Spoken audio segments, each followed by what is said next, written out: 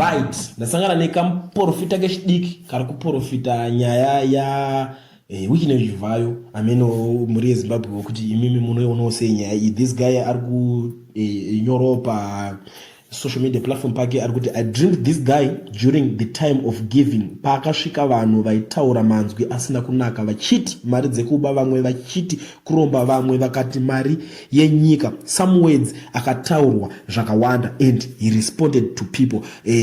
Ndakarota Adona akatanga kuyerera digita akati BP yangu sugar yakwira akatanga kudikitira akati help me guys ndakufa fonerai ambulance. Asi panguva iyoyo akatanga kuvhura belt retrouser rake kuti apindwe nemhepo but akadona pasi and he collapsed.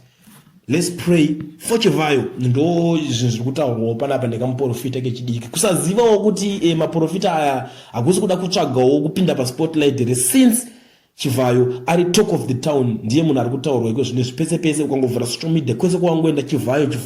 Saka munhu wese even akuda kuzvimaketawo pazvinhu zvake zvaari kuita akutongotaurawo nyaya yeChivayo. Chero kumachechi unongonzwa vari kungotaura zveChivayo, chero munhu ari kutengesa mota unongonzwa akungotaurawo zveChivayo. Ameno kuti imi mhuri yeZimbabwe makatarisawo nyaya yeprofesi pari kunzi namatira yeChivayo, munoionawo sei nyaya iyoyo?